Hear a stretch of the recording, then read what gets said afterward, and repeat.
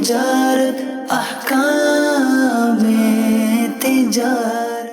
الحمدللہ رب العالمین والصلاة والسلام علی سید المرسلین اما بعد فاعوذ باللہ من الشیطان الرجیم بسم اللہ الرحمن الرحیم. الصلاة والسلام علیک یا رسول اللہ، الصلاة والسلام علیک یا حبیب اللہ، الصلاة والسلام علیک یا نبی اللہ وعلی آلک واصحابک یا نور اللہ. الحمدللہ پروگرام احکام تجارت کے ساتھ حاضر ہیں. مفتی علی اصغر عطاری مدنی مدثر العالی ہمارے ساتھ تشریف فرمائیں. درود پاک کی فضیلت سنتے ہیں اور پھر انشاءاللہ سوال کے ساتھ مفتی صاحب کی بارگاہ میں حاضر ہوں گے. ابن ماجہ شریف میں ایک حدیث پاک ہے، نبی پاک صلی اللہ تعالی علیہ وسلم کا فرمان ذیشان ہے، مسلمان جب تک مجھ پہ درود پاک پڑھتا رہتا ہے فرشتے اس پر رحمتیں بھیجتے رہتے ہیں. اب بندے کی مرضی ہے کم پڑھے یا زیادہ. صلو علی الحبیب صلی اللہ تعالی علی محمد صلی اللہ تعالی علیہ وسلم. بڑھیں گے آپ کی کال کی طرف اور پہلے سوال کے ساتھ انشاءاللہ مفتی صاحب کی بارگاہ میں حاضر ہوں گے. میرا نام یوسف ہے. آپ سے یہ سوال پوچھنا چاہتا ہوں کہ میں ایک کمپنی میں کام کرتا ہوں تو وہ میرا 1000 روپے فنڈ کاٹ رہے ہیں، اور جب میں جب فارغ ہو جاؤں گا تو وہ مجھے 1000 کے بدلے اتنے سال میں کام کروں گا اتنے سال کے بدلے مجھے وہ ڈبل پیسے دیں گے، تو یہ کیا سود بنے گا؟ الحمدللہ رب العالمین والصلاة والسلام علی سید الانبیاء والمرسلین اما بعد فاعوذ باللہ من الشیطان الرجیم بسم اللہ الرحمن الرحیم. دیکھیے اس طرح کے جو فنڈ ہیں عام طور پر جو کاٹے جاتے ہیں جی پی فنڈ وغیرہ کہلاتے ہیں، اور جو رقم آپ کی کاٹی گئی وہ تو آپ کی اپنی ہے، جمع ہو رہی ہے، ایک نظام کے تحت جمع ہوتی رہتی ہے وہ، اور اس کے بعد جب آپ کو واپس ملے گی تو آپ جو بھی ملے گی واپس تو لیں، لیکن جو اضافہ ہوا ہے وہ اضافہ مت لیجیے گا، اس لیے کہ اس طرح کے جو فنڈ ہیں وہ سودی اسکیموں میں لگا دیے جاتے ہیں، اور پھر سودی نفع اس صورت میں جو اضافہ ہوتا ہے وہ واپس کیا جاتا ہے.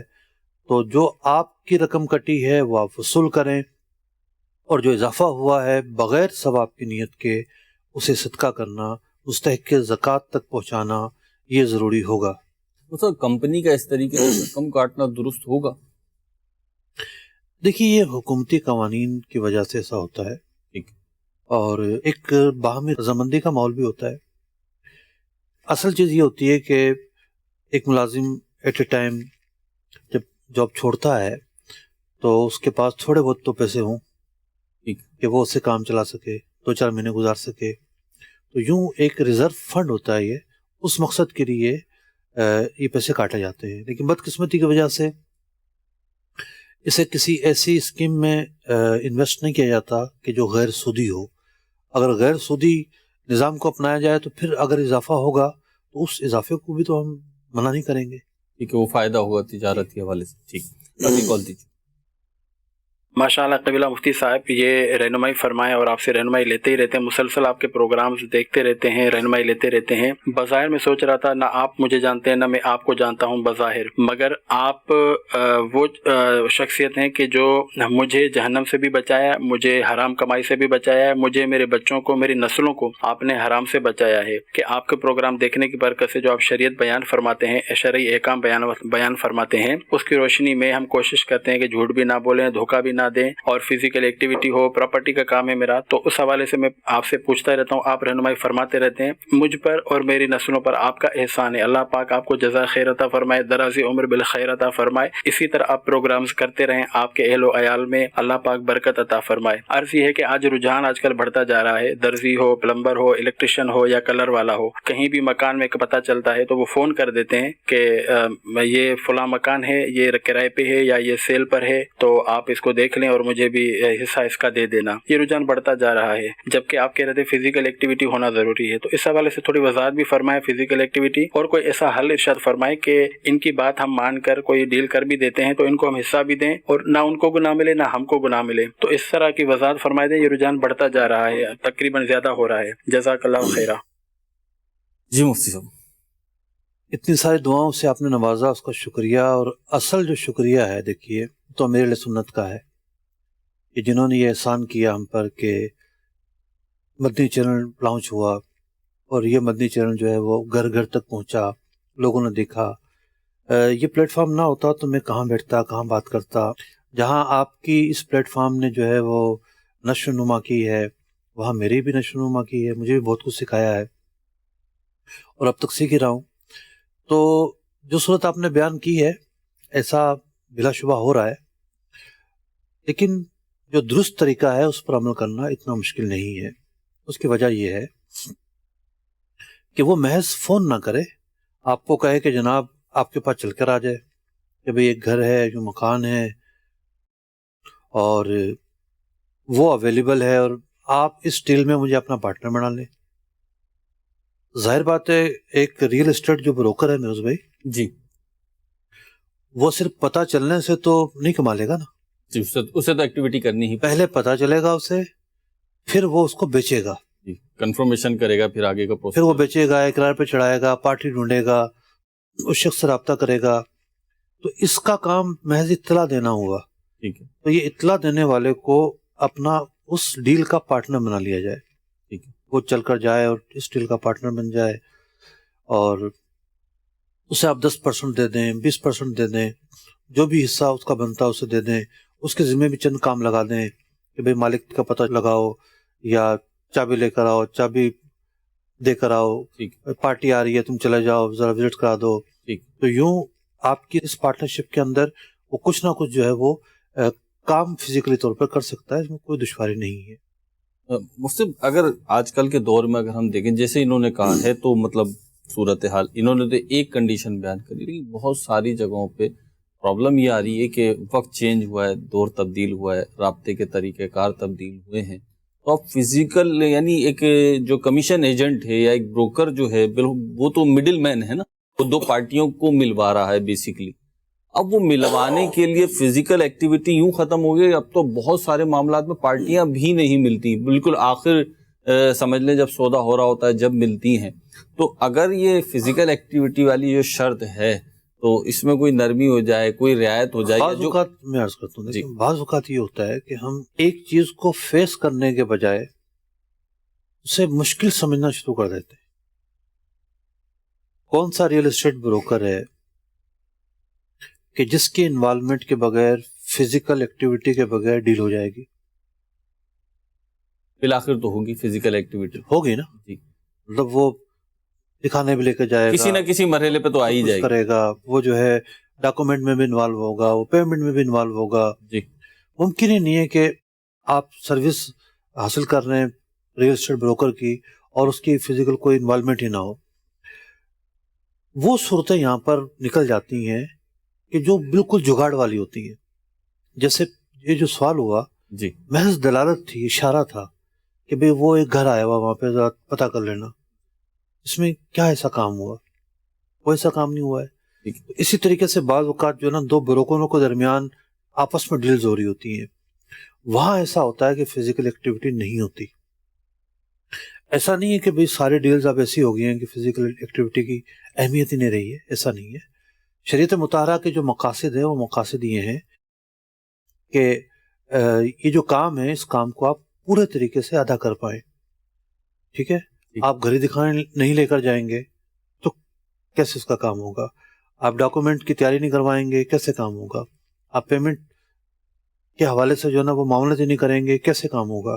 ٹھیک. تو یوں فزیکل جو ایکٹیویٹیز ہیں یہ ہوتی ہیں. مفصل یہ کمیشن یا بروکری جس کو آپ کہہ لیں, یہ تو ایک سوال آیا ہے, اس کے اوپر اگر مزید جاننا چاہیں, مزید وہ کرنا چاہیں تو دیکھیے کمیشن اور بروکری کے سوالات تو بڑھتے جا رہے ہیں, نئی نئی شکلیں نکلتی جا رہی ہیں, نئے نئے انداز نکلتے جا رہے ہیں.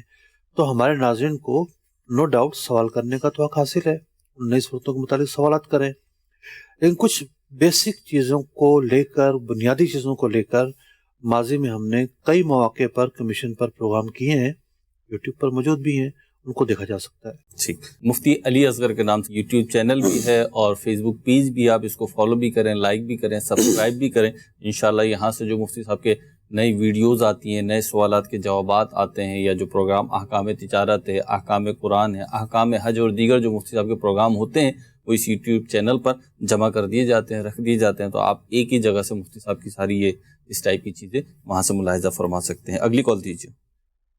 میرا مفتی صاحب کی بارگاہ میں یہ سوال ہے کہ کچھ لوگ رشتہ کروانے کے پیسے چارج کرتے ہیں اور کئی مرتبہ فکس بھی نہیں کرتے کہ کتنا دیا جائے گا، تو اس بارے میں شرعی حکم کیا ہے؟ جواب ارشاد فرما دیجیے۔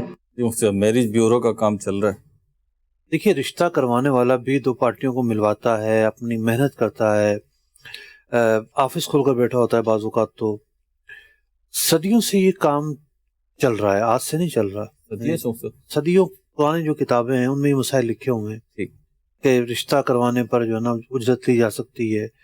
تو اس کا بھی ایک کام ہے، ایک ایسا کام ہے کہ جو اپنی شرائط پر پورا اترتا ہے، یہ بھی اگر پیسے لیتا ہے تو یہ جائز ہے، لیکن بات وہیں آ جاتی ہے کہ طے ہونا ضروری ہے۔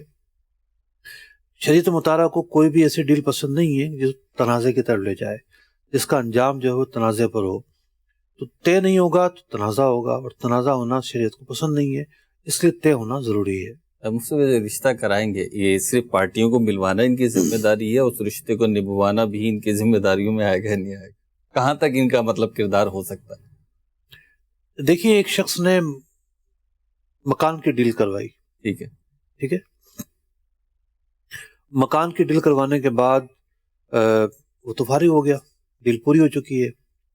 اب آگے وہ مکان جو ہے اس کا نلکا کام نہیں کرتا، اس کے اندر کوئی الیکٹرک کا پرابلم آتا ہے، اس کے اندر کوئی اور چیز کا پرابلم آتا ہے، کب کو اس کے اندر اللہ نہ کرے ڈکیتی ہو جاتی ہے یا کوئی اور مسئلہ پیدا ہو جاتا ہے، تو اس سے اس بروکر کا کیا تعلق ہے؟ اس کا کام ہے دو پارٹیوں کو ملوا کر آمنا سامنا کروانا اور متعلقہ جو کام ہے ان کو انجام دینا، ٹھیک ہے، جیسے پیمنٹ ہو گئی، ڈاکومنٹس ہو گئے، یہ اس کا بنیادی کام ہے۔ آگے یہ مکان والے ان کا انجام، جس نے کیش لیا ہو سکتا ہے اس نے جس کاروبار میں لگایا وہاں نقصان ہو گیا، تو کیا یہ کہیں گے کہ جناب یہ جو ریئل اسٹیٹ بروکر تھا اس نے کیسا منحوس سودا کروایا کہ ہمیں جو آمدنی حاصل ہوئی اس سے نقصان ہو گیا؟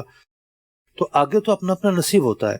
اصل چیز یہ ہوتی ہے کہ آپ کے اندر قوت فیصلہ ہے یا نہیں، آپ کے اندر آبزرویشن کی صلاحیت ہے یا نہیں، آپ جو دل کو لبھانے والی باتیں ہوتی ہیں اس میں تو نہیں آ جاتے، آپ محض لالچ کو تو نہیں دیکھ رہے، جناب امیر فیملی ہے، جناب یہ معاملہ ہے، تو آپ کے ذمے بھی تو کچھ انکوائری بنتی ہے نا۔ جو ملوانے والا ہے اس کی بھی ایک دیانت ہے کہ وہ ان چیزوں کو بیان کرے جو حقائق پر مشتمل ہے، مبالغہ آرائی نہ کرے، اگر عیوب ہیں تو ان کو نہ چھپائے، اس حد تک تو وہ ذمہ دار ہے۔ لیکن جو فیصلہ کرنے والے لوگ ہیں انہیں تو اپنی قوت فیصلہ کو استعمال کرنا ہے، انہیں خود بھی تو ایک انکوائری کرنی ہے۔ تو اگر وہ خود انکوائری نہیں کریں گے اور صرف یہ دیکھ لیں گے کہ جناب اس نے ملوایا، آنکھ بند کر کے رشتہ کر لو، تو پھر آنکھ بند کر کے فیس بھی کرنا پڑے گا۔ ٹھیک ہے مصطفیٰ، پھر اس کا تو مطلب یہ ہوا کہ رشتے ہوں یا مکان ہوں، کہ جو ضروری چیزیں ہیں اس ڈیل سے متعلق، اس کے بعد وہ بری ذمہ ہے کمیشن ایجنٹ جو ہے۔ بھئی مکان کو ہم لے لیتے ہیں، ایک شخص آیا اور دیکھا اس نے کہ یہاں تو جی بہت سیلن ہے جی، اور یہاں تو بڑی پرابلم ہے، اس کے باوجود بھی اس نے جو ہے وہ مکان خرید لیا، ٹھیک ہے، اس میں ریئل اسٹیٹ بروکر کا کیا قصور ہے؟ فارغ ہو گیا نا وہ۔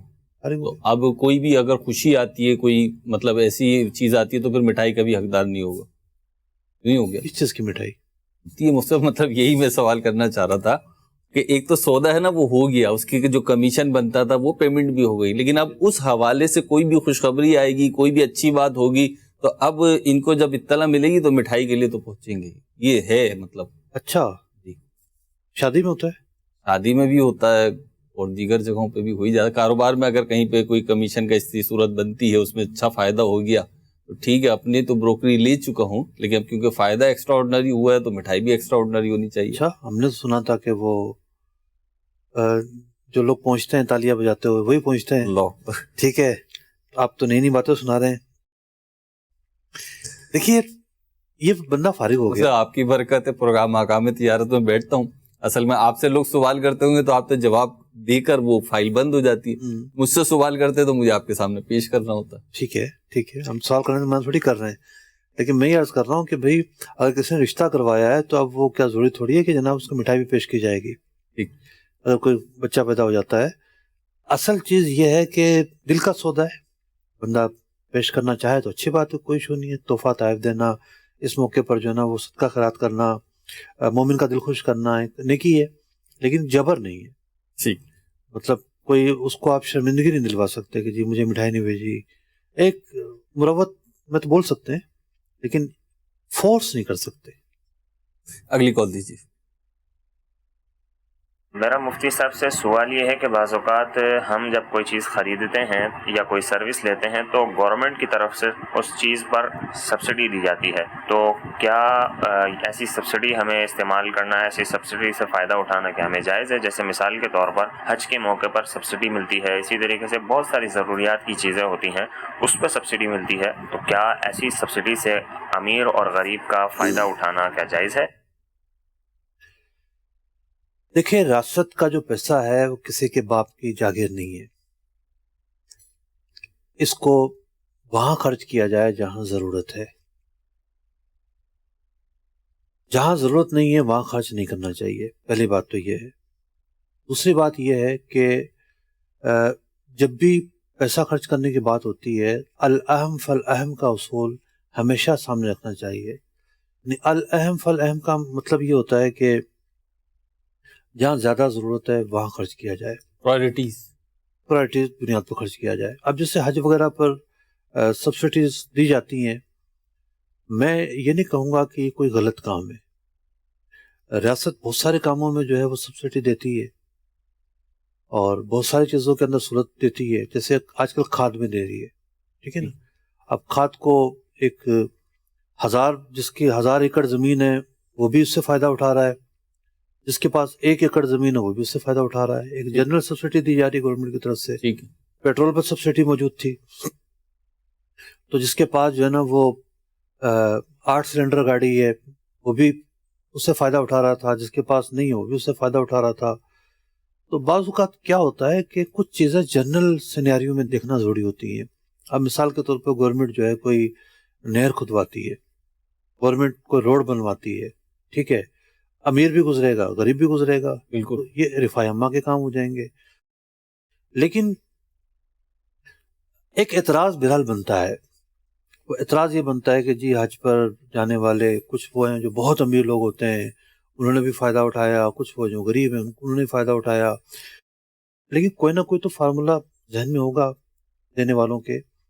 تو اگر آپ اس پر اعتراض کرتے ہیں تو کھاد کا کیا بنے گا، اس پر اعتراض کرتے ہیں تو گندم کا کیا بنے گا، اس پر اعتراض کرتے ہیں تو پیٹرول کا کیا بنے گا، اس پر اعتراض کرتے ہیں تو اور کئی ایسے شعبہ جات ہیں جو گورنمنٹ سبسڈی دیتی ہے.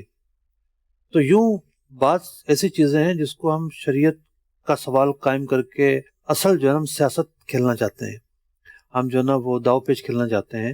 تو اس طرح کے جو ایشوز ہیں جنرل نالج کے طور پر پوچھنا تو اچھا ہے، لیکن اگر مقصد یہ ہے کہ جناب کو یہ ایک زیر ہو جائے تو یہ جو روش ہے یہ بہتر نہیں ہے.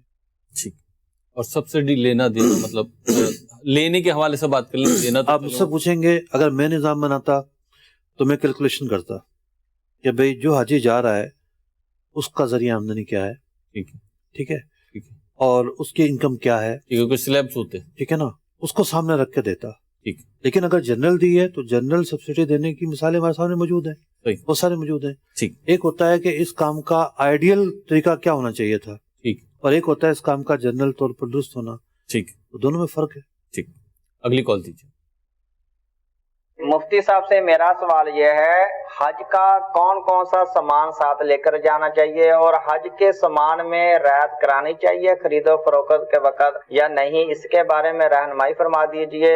حرام سفید کلر کا ہی لے کر جانا چاہیے یا کسی اور کلر کا بھی لے سکتے ہیں، اس کے بارے میں رہنمائی فرما دیجیے. جی مجھ سے پہلا پروگرام ہم نے 2010 میں کیا تھا، 2010، اور میری 2010 میں پہلی مرتبہ حاضری تھی حج پر. پہلا حج میں نے 2010 میں کیا تھا. تو میں نے یہ سوچا کہ میں مطالعہ کیسے کروں حج کا. دو ہی طریقے تھے، یا تو میں کتاب کسی کو پڑھاتا یا پھر میں چینل پہ کوئی پروگرام کر لیتا. تو یہ طریقہ زیادہ مؤثر تھا. پلان یہ کیا تھا کہ کوئی 40 پروگرام کروں. 40؟ جی ہاں، پلان کیا تھا ایسا، ٹھیک ہے. تو میرے خیال میں 20-22 پروگرام تو ہم نے کیے تھے 2010 میں. 2010 میں، ٹھیک ہے. اور بڑی تفصیل کے ساتھ ریکارڈڈ پروگرام تھا اس وقت.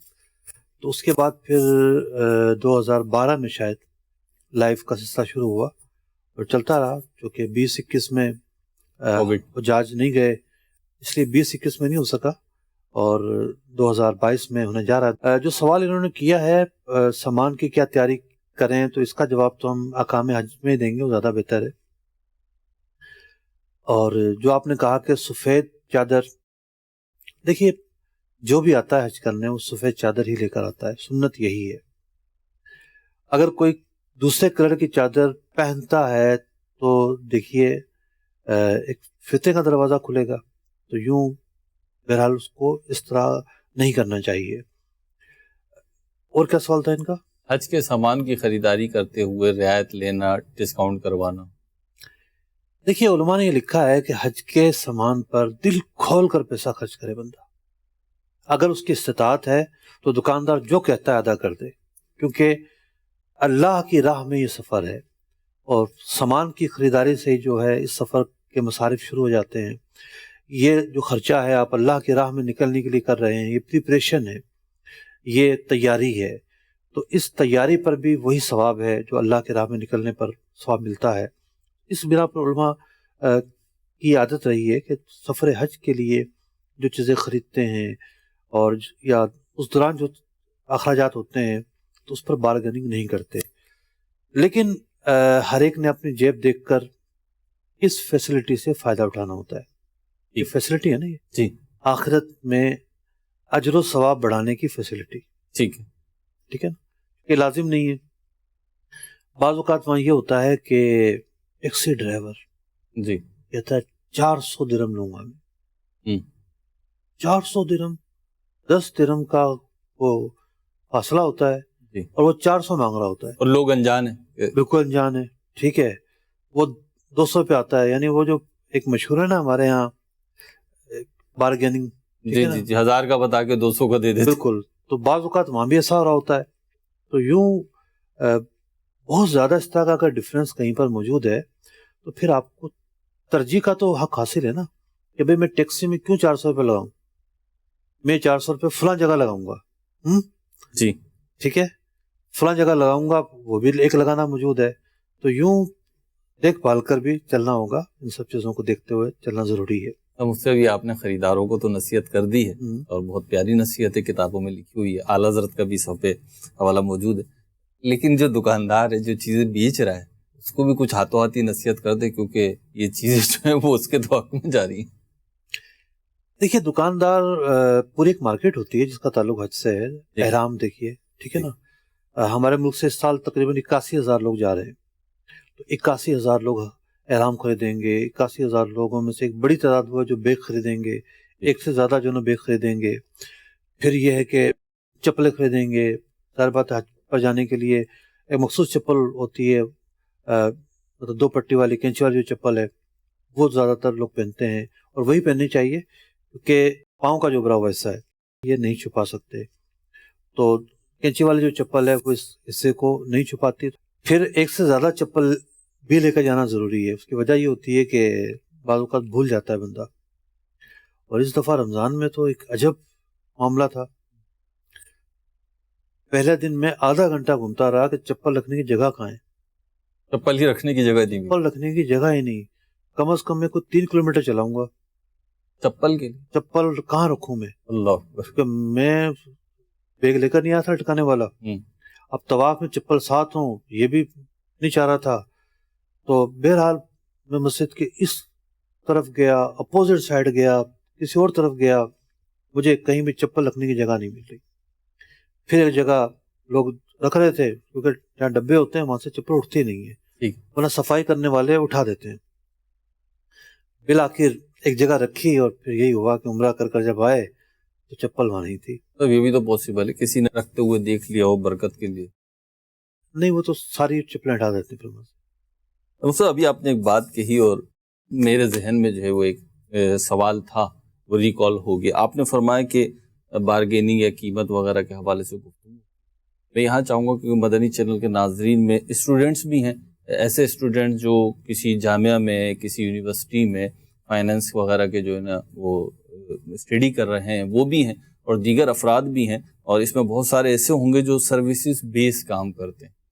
بعض اوقات یہ ہوتا ہے مجھ کہ اجرت ہو یا آپ کے لیے قیمت ہو، اس کا بھاؤ اتنا بڑھا دیا جاتا ہے، اتنا زیادہ ریٹ کر کے مانگی جاتی ہے، گویا کہ وہ جو مثال دی جاتی ہے نا کہ وہ مرغی کو ذبح کر دیا سونے کا انڈا دینے والی، تو اتنا زیادہ مانگ لیا جاتا ہے. مجھے بھی ریسنٹلی تجربہ ہوا، ایک کام کرانا تھا کہیں پر، پرسنل کام نہیں تھا، مسجد کا کام تھا. تو کسی کو بلایا میں نے، تو جو کام 5,000 میں ہو سکتا تھا وہ سب انہوں نے 40,000 روپے ڈیمانڈ کی. چلے ان کا رائٹ ہے، آپ یہی کہیں گے ان کا رائٹ ہے ڈیمانڈ کرنا، لیکن میرا اگلا جملہ پھر یہی تھا کہ حضرت آپ سے تو ہم کام نہیں کرا سکیں گے، السلام علیکم ورحمۃ اللہ وبرکاتہ، اور پھر دوسرے سے کام کرا لیا. ایسوں کو آپ کیا نصیحت کریں گے، اور اس کے پیچھے سائیکی کیا ہوتی ہے؟ اس کے پیچھے سائیکی یہ ہوتی ہے کہ سامنے والا انجان ہے، اس کو کیا پتا کہ آپ کا تو یہ فیملی بزنس ہے، آپ کو تو اندازہ ہے کہ یہ کام کتنے کا ہے کتنے کا نہیں ہے. تو یوں یہ ہے کہ ہر آدمی کو اندازہ نہیں ہوتا بعض اوقات، یہ بھی ایک چیز ہوتی ہے. ٹھیک ہے. تو یوں جس کو جیسا تجربہ ہے اس کے مطابق وہ حالات کو فیس کرتا ہے. تجربہ نہیں ہوتا تو بندہ پھر تجربات سے سیکھتا ہے. جی سیکھتا نا، وہ اگر مہنگی چیز لے آتا ہے تو پھر 4 لوگ بول ہی رہے ہوتے ہیں نا بھائی یہ اتنے کی نہیں ہے، تو وہ نصیحت حاصل کر لیتا ہے کہ اس کے بعد پھر نہیں جانا. تو بہرحال میں یہ چاہ رہا تھا کہ ریٹ تو بھائی مناسب کر لو، آپ رو رو کے کام نہیں مل رہا تو اپنے ریٹ تو مناسب کر لو، مارکیٹ کے حساب سے چلو. معتدل ریٹ رکھنا بہرحال اس میں بہتری ہے، امت کے لیے بھی آسانی ہے اور برکت کا باعث بھی بنتا ہے. بزنس اسٹریٹجی بھی یہی ہے کہ آپ مارکیٹ سے اتنا ہٹ کر ایکسٹرا ویجز رکھیں گے، اتنا ایکسٹرا قیمت رکھیں گے، اتنی ایکسٹرا جو ہے آپ اجرت مانگیں گے، تو آپ کی ایسی کوئی مونوپلی ہے نہیں، تو پھر لوگ دوسروں کی طرف ڈائیورٹ ہو جائیں گے اور پھر آپ ہاتھ ملتے رہ جائیں گے. اللہ تعالیٰ بہتری فرمائے. اگلی کال کی طرف بڑھتے ہیں. جی ماشاء اللہ، پروگرام احکام تجارت جاری و ساری ہے. مفتی صاحب کی بارگاہ میں عرض ہے کہ 2 اسلامی بھائیوں نے پارٹنرشپ کے اندر بزنس چالو کیا، یعنی ایک اسلامی بھائی کی دکان رہے گی اور دوسرا اسلامی بھائی اس کے اندر چپلوں کا کاروبار کریں گے، بزنس کریں گے، جو ہے کہ جو بھی منافع ہوگا اس کے اندر ہاف یعنی آدھا دونوں لے لیں گے. تو کیا اس طرح سے تجارت کرنا درست ہے؟ دیکھیے ان کو یہ چاہیے کہ جو کیپٹل ہے وہ دونوں ملائیں. بے شک ایک کم ملاتا ہے ایک زیادہ ملاتا ہے، اس کی گنجائش موجود ہے. یہ نہیں کر سکتے کہ ایک کیپٹل ملا رہا ہے اور دوسرا دکان ملا رہا ہے. دونوں کیپٹل ملائیں، دکان کرائے پہ لے لیں، اور کمپنی جو ہے یعنی 2 افراد نے مل کر جو کام کیا ہے کمپنی بن گئی. کمپنی جو ہے اس دکان کا ایکسپینس ادا کرے، جو اس کا معروف کرایہ ہے وہ دکان کے مالک کو دے دیا جائے، اور دونوں کیپٹل ملا کے کام کریں. بالفرض جس کے پاس دکان ہے اس کے پاس کیپٹل نہیں ہے، تو جو دوسرا فریق ہے یہ کچھ نہ کچھ کیپٹل کے طور پر اس کو قرضہ دے سکتا ہے، تو وہ قرضے سے لیے ہوئے رقم کو بطور کیپٹل شامل کرے اور اس طریقے سے کام کرے گا. اس میں دکان کہی گئی کہ ایک پارٹنر کی دکان ہے دوسرے کا مال ہے، تو یہ پارٹنر دکان کرائے پہ دے سکتا ہے؟ اب ہاں اس میں تو کوئی حرج نہیں ہے. ٹھیک ہے، اپنی ہی دکان وہ کمپنی کو کرائے پہ دے دے گا جس کا خود بھی حصہ دار ہے. جی ٹھیک ہے، اگلی کال دیجیے. ایک میری ساتھ والی دکان والا قسطوں پہ موبائل سیل کرتا ہے، ایک کسٹمر ادھر سے قسطوں میں لیتا ہے موبائل 40,000 میں قسطوں میں، جب اس کی اصل قیمت 25,000 ہے، تو وہ ادھر سے لے کے میری دکان پر آ کے تو وہ مجھے 24,000 کا 23,000 کا سیل کر جاتا ہے. حلال ہے میرے لیے، جائز ہے؟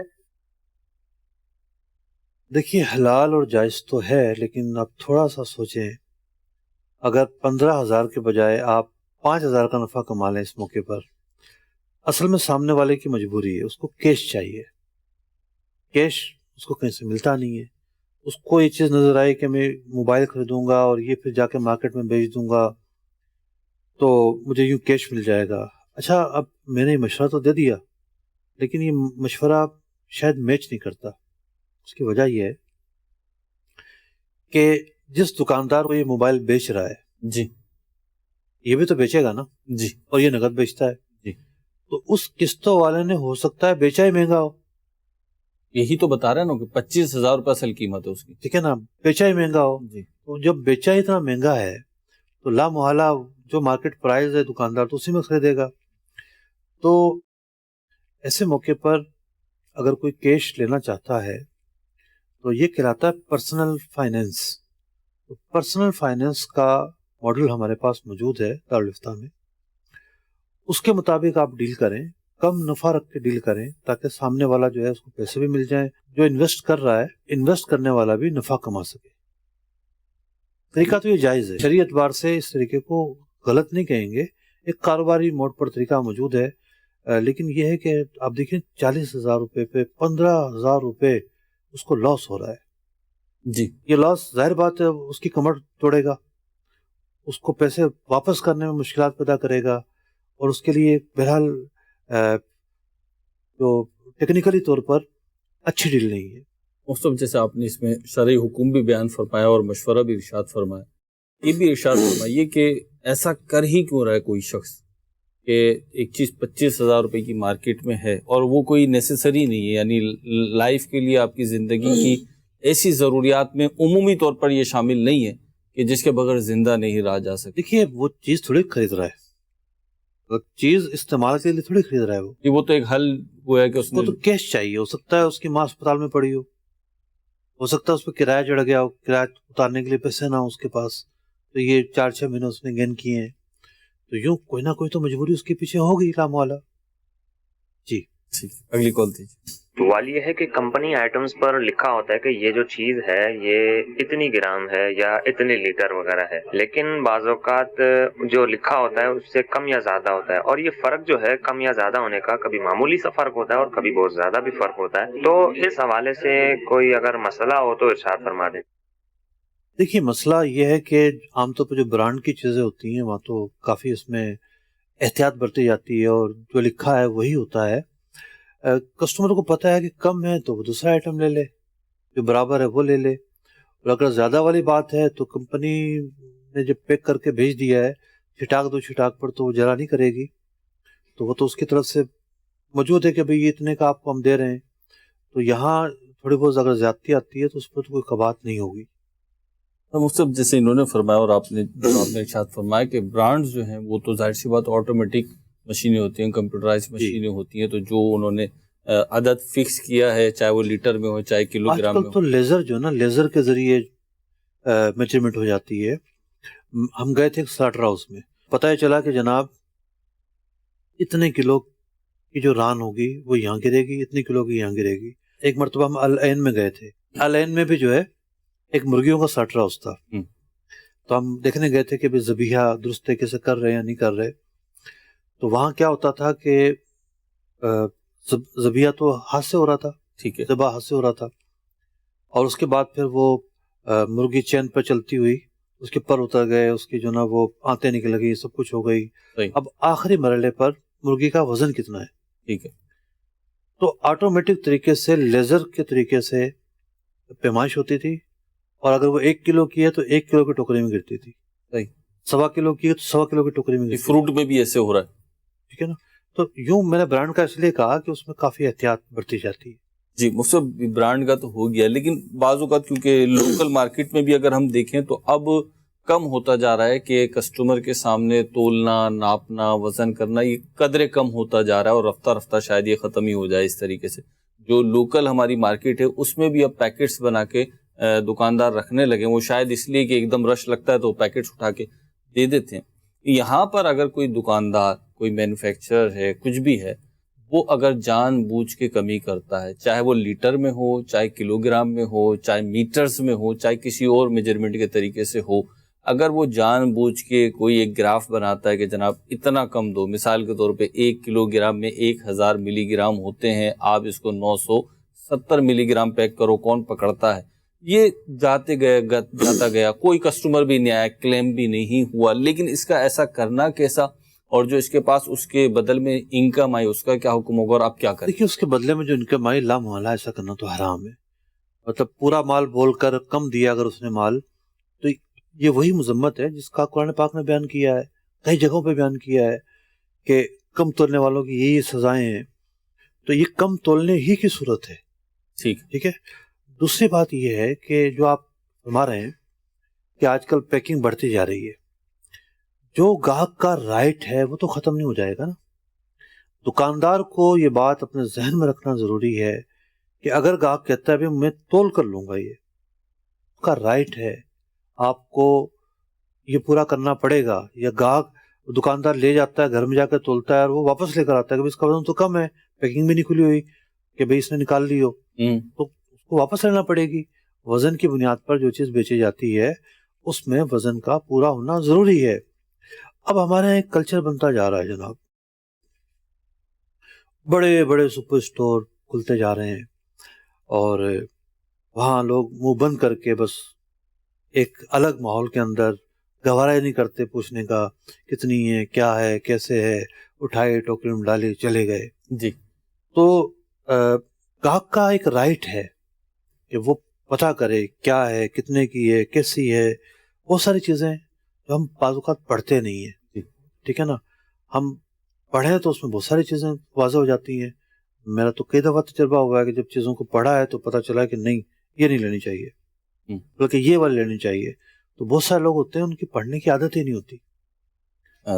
پڑھنا چاہیے اور ایکسپائری تو ضرور دیکھ لینی چاہیے. بعض اوقات یہ بھی ہو جاتا ہے کہ دکاندار چاہ نہیں رہا ہوتا، مطلب دکاندار کی انٹینشن نہیں ہوتا کہ میں ایکسپائر چیز بیچ رہا ہوں. رکھے بعض چیزیں کم چلنے والی ہوتی ہیں، بالخصوص جو کم یوز ہونے والی چیزیں وہ جب آپ لیں اور کسی ایسی دکان سے. اب میں آپ کو ایک مثال دیتا ہوں.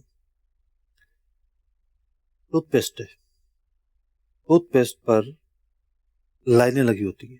جی. ریڈ لائن لگی ہوتی ہے، گرین لائن لگی ہوتی ہے. ریڈ لائن کا مطلب یہ ہوتا ہے کہ ہارمفل اشیاء اس میں موجود ہے، ایسے کیمیکلز موجود ہیں جو نقصان پہنچا سکتے ہیں. ٹھیک. کوئی غور ہی نہیں کرتا. ایسے ٹوتھ پیسٹ بھی آتے ہیں جس میں لکھا ہوتا ہے کہ جناب اس میں کوئی بھی نقصان دہ چیز نہیں ہے اور ریڈ لائن ہی نہیں ہوتی. جی. ٹھیک ہے نا.